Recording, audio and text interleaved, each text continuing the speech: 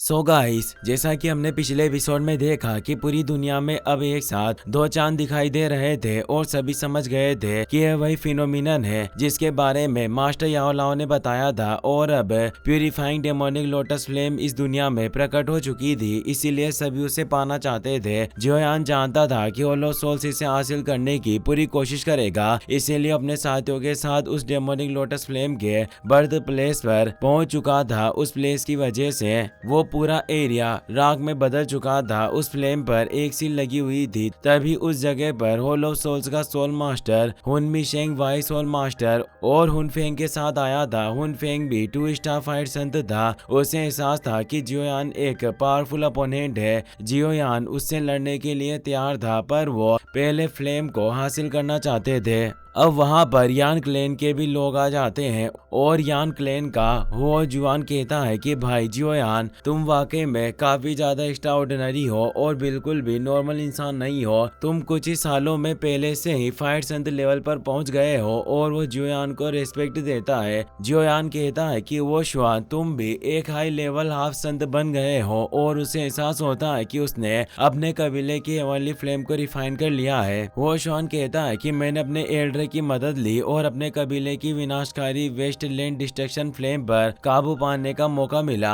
भाई जियोयान, यह हमारे यान कबीले के एल्डर हुओ याओ है जो 4 स्टार फाइट संत थे और उनके पास भी हेवनली फ्लेम मौजूद थी, पर उनके पास सोलवी रिंग की फ्लेमिंग क्लाउड वाटर फ्लेम मौजूद थी। जियोयान एल्डर हुओ याओ को रेस्पेक्ट देता है। जियोयान कहता है कि मैंने सोचा नहीं था कि सिर्फ इसी इलाके में 8 तरह की हेवनली फ्लेम मौजूद होगी। जो चीज कभी दुर्लभ थी आज वो कितनी आम हो गई है। सभी के पास हेवनली फ्लेम जो थी। तभी वहां जियोयान के आगे से बटरफ्लाई गुजरती है। जियोयान हैरान रह जाता है। जूनर की आवाज आती है कि यहाँ 8 से भी ज्यादा हेवनली फ्लेम है, क्योंकि जूनर के पास भी हेवनली फ्लेम थी। और अब एक खूबसूरत बटरफ्लाई के बीच एक पोर्टल खुलता है जिससे जियन बाहर आ जाती है, जो भी एक फायर संत बन चुकी थी। जियोयान जूनर को देखकर काफी खुश हो जाता है और वो दोनों प्यार भरी नजरों से एक दूसरे को देख रहे थे। दोनों एक दूसरे की तरफ आगे बढ़ते हैं। काफी दिनों बाद वो एक दूसरे को देख रहे थे और उन्हें अपने बचपन के वो पल याद आ जाते हैं जब वो साथ थे।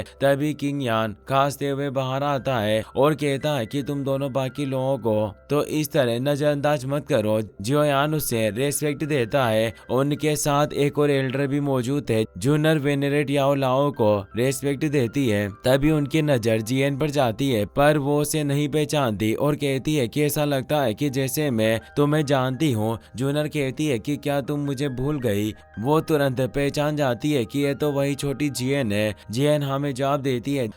जूनर बोलती है कि हम कई सालों बाद मिले हैं, सब में काफी बदलाव आ गए हैं और अब गु कबीले के एल्डर भी आगे आते हैं। जूनर कहती है कि हमारे गु कबीले के एल्डर गु नान हाई है जो मेरे साथ प्यूरिफाइंग डेमोनिक लोटस फ्लेम की जांच करने के लिए आए हैं, जो 4 स्टार फाइट संत थे। जियोयान उन्हें रेस्पेक्ट देता है, पर उन्हें देखकर एल्डर हो याओ बिल्कुल भी खुश नहीं थे। जियोयान पूछता है कि क्या गु क्लैन को भी इस हेवनली फ्लेम में दिलचस्पी है। इस पर एल्डर कहते हैं कि असल में ऐसा नहीं है, हमें अच्छे से पता है कि यह हेवनली फ्लेम किसी कैपेबल व्यक्ति को ही मिलेगी। हम बस यही चाहते हैं कि होलो सोल्स के हाथ नहीं लगनी चाहिए। जूनर जियोयान से कहती है कि इस यात्रा में तुम्हें इस काली आंखों वाले उस लड़के से काफी सावधान रहना होगा। उसका नाम हुनफेंग है, जिसके पास डिवाइन ब्लड लाइन मौजूद है। वो उस हुनयू से भी कहीं ज्यादा ताकतवर है जिसका पहले तुमने सामना किया है, और जहां तक मुमकिन है वही अगला हुन कबीले का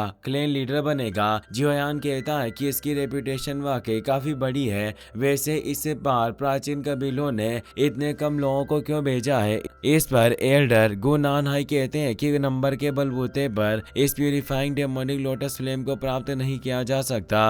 अगर इस हेवनली फ्लेम की जगह में एक हाफ फाइट संत भी चला जाए तो वो बस अपनी जान ही बचा पाएगा। इसके अलावा वो कुछ नहीं कर सकता। जूनर भी कहती है कि हम सभी एशियन क्लैन के अपने अपने रूल्स हैं। 5 स्टार फाइट संत के ऊपर के एक्सपर्ट से बिना वजह हमला नहीं कर सकते, इसीलिए यहाँ जो भी आए हैं वो सभी 5 स्टार फाइट संत से नीचे के ही एक्सपर्ट है। जोयान कहता है कि यही वजह रही होगी कि जब मैंने होलो सोल्स की एक मेजर ब्रांच को नष्ट किया तो उन कबीले ने बदला लेने के लिए किसी बड़े एक्सपर्ट को नहीं भेजा। तभी तेज धमाके की आवाज आती है और अब बिजली की कड़क के साथ जमीन की गहराई से और भी कबीले के लोग वहां जाते हैं। एक एक करके सभी प्राचीन कबीले वहां पर आ चुके थे। तभी स्टोन यानी शी क्लैन का मेंबर शियाओ को देखकर खुश होता है, जो अपने कबीले के एल्डर के साथ वहां आया था, और वो जियोयान से कहते हैं कि भाई बहुत समय से हमारी मुलाकात नहीं हुई। तभी उनकी नजर गु कबीले पर पड़ती है, जिसे देखकर वो बिल्कुल भी खुश नहीं थे। न ही ले कबीले के एल्डर खुश थे, क्योंकि कोई भी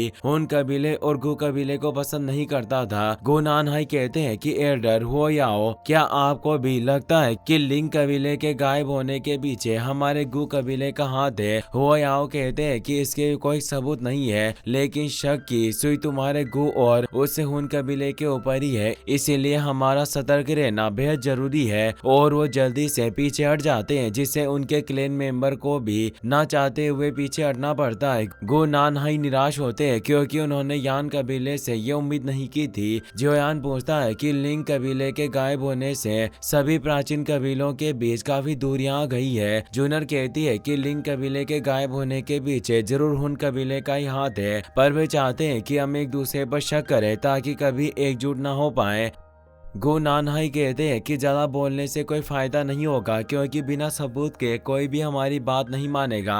हम जल्द ही उस हेवनली फ्लेम की जगह में एंटर हो जाएंगे। बस एक बार इस प्यूरिफाइंग डेमोनिक लोटस फ्लेम की सील टूट जाए और फिर हम अंदर जाकर उसे काबू करने की कोशिश करेंगे। तभी तेज ऊर्जा वहां पर इकट्ठा होती है और एक आवाज आती है, याओ लाओ, मुझे उम्मीद नहीं थी कि तुम जैसा निकाला हुआ व्यक्ति भी यहाँ आएगा, और तुम एक फाइट संत भी बन गए। और अब एक पोर्टल खुलता है, जिससे याओ कबीले के 3 मेंबर बाहर आते हैं, जिनमें एल्डर याओ वानगुई था, जो 4 स्टार फाइट संत था। वहीं ये सब कर रहा था कि मुझे सचमुच तुम्हें देखकर हैरानी हो रही है। उनके साथ याओ तियान और याओ लिंग आए थे। याओ तियान 1 स्टार फाइट संत था और याओ लिंग हाफ फाइट संत थी। इन बातों की वजह से याओ लाओ को गुस्सा आ जाता है और वो कहते हैं कि तुम्हारी मेहरबानी की वजह से आज मैं यहाँ हूँ और काफी अच्छी जिंदगी जी रहा हूँ। जोयान मास्टर से पूछता है कि आखिर ये लोग कौन है? याओ लाओ बताते हैं कि ये याओ कबीले के लोग हैं और ये याओ वानगुई है, जो याओ कबीले में पनिशमेंट हॉल को संभालता है। इसके पास काफी पावर है। इसके एक शब्द से कबीले के किसी भी मेंबर की जिंदगी या मौत तय की जा सकती है, और बरसों पहले इसी ने बिना सच जाने मुझे एक ही पल में कबीले से बाहर कर दिया था। इसीलिए वो याओ वानगुई पर काफी गुस्सा थे। जोयान को भी उस पर काफी गुस्सा आता है और वो कहता है कि मास्टर आप चिंता मत कीजिए, आपका ही डिसेबल आपको न्याय दिलाकर रहेगा। जूनर भी जोयान के साथ खड़ी थी। याओ तियान ताना मारते हुए कहता है कि अच्छा, ये तो वही निकाला हुआ याओ चेन है, जिसने अपना नाम बदलकर याओ लाओ रख लिया था और कबीले ने इसे वापस आने का मौका दिया था, फिर भी इसने ही आने से मना कर दिया था।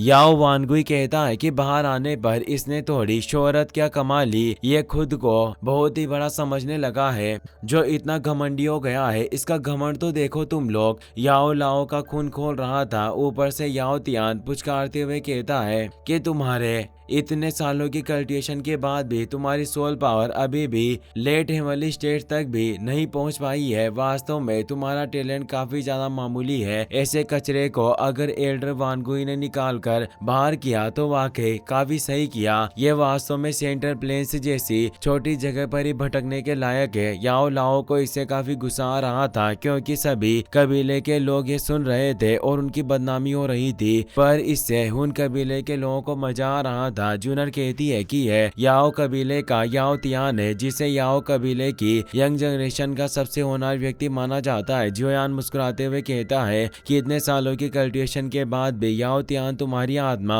लेट हेवनली स्टेट में ही अटकी हुई है। वास्तव में तुम याओ कबीले के नंबर 1 युवा का खिताब लेकर बैठे हो, लेकिन ये मुझे कुछ ज्यादा ही सस्ता लग रहा है। इससे याओ तियान का गुस्सा भी भड़क जाता है और वो पूछता है कि लड़के आखिर तू किस खेत की मूली है जो मेरे सामने इतनी बड़ी बड़ी बातें कर रहा है। इस पर वो कहता है कि मैं जियोयान हूँ, याओ लाओ का डिसिपल। इस पर याओ तियान कहता है कि अच्छा तो तू वही पील टावर के पील गैदरिंग कंपटीशन के किसी तीसरे दर्जे के टूर्नामेंट का विजेता है। आखिर तेरी मुझ पर उंगली उठाने की हिम्मत कैसे हुई? तू वाकई अपनी मौत को दावत दे रहा है। और वो ऊपर उठकर अपनी सोल बॉडी को एक्टिवेट कर लेता है और अपने सबसे पावरफुल सोल मूव का जियोयान पर इस्तेमाल करता है। पर जियोयान कहाँ डरने वाला था, वो आसानी से अपनी सोल पावर से उसकी सोल बॉडी को काट देता है। यह देखकर सभी हैरान रह जाते हैं, यहाँ तक कि हॉल ऑफ सोल्स मास्टर हुन मी शेंग भी जियोयान की सोल पावर देखकर हैरान था। जियोयान अब अपने फाइट संत के चक्र को एक्टिवेट कर लेता है और ऊपर उठते हुए कहता है कि तुम सिर्फ अपने 1 स्टार फाइट संत की ताकत और लेट हेवनली स्टेट की सोल पावर के साथ तुम मुझे लेक्चर दे रहा है। अब मैं तुझे तेरी औकात याद दिलाता हूँ। और वो अपनी सोल बॉडी को एक्टिवेट करके उस पर पंच अटैक करने लगता है। जियोयान की soul power perfect heavenly stage पर थी, जिससे याओ तियान काफी डर गया था। वो इस जियोयान के मुंह का सामना नहीं कर सकता था, इसलिए याओ वानगुई आगे आता है और हमला करते हुए कहता है कि लड़के जहां हो वहीं रुक जाओ। पर जियोयान रुकने वाला कहाँ था, उसका हमला सीधा याओ वानगुई के हमले से टकराता है। पर जियोयान की सोल पावर इतनी ज्यादा भयानक थी कि वो पूरी जगह ही हिल जाती है और याओ वानगुई भी जियोयान के हमले को रोक नहीं पाते और दूर फेंक दिए जाते हैं। याओ तियान हैरान रह जाता है क्योंकि जियोयान की soul power perfect heavenly stage पर पहुंच गई थी, इससे वो काफी डर गया था। तभी एक तेज एनर्जी के साथ जियोयान की सोल बॉडी उसके पीछे आ गई थी। वो और ज्यादा डर जाता है। जियोयान मुस्कुरा रहा था, वो समझ जाता है कि यह जियोयान का सोल अवतार है। जियोयान अपनी सोल अवतार से कहता है कि इसका मुंह तोड़ दो। सोल अवतार एक जोरदार थप्पड़ सीधे याओ तियान के गाल पर मारता है, जिससे उसका खून निकल आता है और वो दूर फेंक जाता है। पर जियोयान का सोल अवतार अपनी वैक्यूम पाम पावर से उसे अपने पास खींच लेता है और उसे जोरदार थप्पड़ मारने लगता है। वो इतनी ज्यादा थप्पड़ मारता है कि उसका पूरा मुंह सूजकर पकौड़े की तरह फूल जाता है और जियोयान एक लास्ट चाटा मारकर उसे जमीन पर पटक देता है, जिससे वो पूरी तरह से फैल चुका था। सभी जियोयान की पावर देखकर दंग रह गए थे। जियन याओ तियान को देखकर मुस्कुरा रही थी और कहती है कि ये बिल्कुल एक छोटे कछुए की तरह है। याओ वानगुई और याओ लिंग दोनों पूरी तरीके से हैरान थे। याओ लिंग समझ चुकी थी कि जियोयान काफी पावरफुल है। जियोयान का सोल अवतार वापस उसके पास आ जाता है और जियोयान उसे अपनी बॉडी के अंदर समा लेता है। याओ तियान इतनी बुरी तरीके से घायल हो गया था कि वो उठ भी नहीं पा रहा था। जियोयान उसे कहता है कि तुम सिर्फ एक कचरे के टुकड़े हो, आखिर तुम्हारी मेरे मास्टर का अपमान करने की हिम्मत कैसे हुई? याओ लाओ खुश थे, उन्हें अपने डिसिपल पर नाज हो रहा था। जियोयान आगे कहता है कि मेरा ये थप्पड़ तुम्हारे लिए एक सबक है और वो अपनी एनर्जी को चारों तरफ फैलाता है। इसी के साथ ये एपिसोड यहीं खत्म हो जाता है। अगर आपको ये वीडियो पसंद आया हो तो इसे अपने दोस्तों के साथ जरूर शेयर करें। साथ इस वीडियो को लाइक करने के साथ साथ चैनल को सब्सक्राइब जरूर कर लें। Thanks for watching.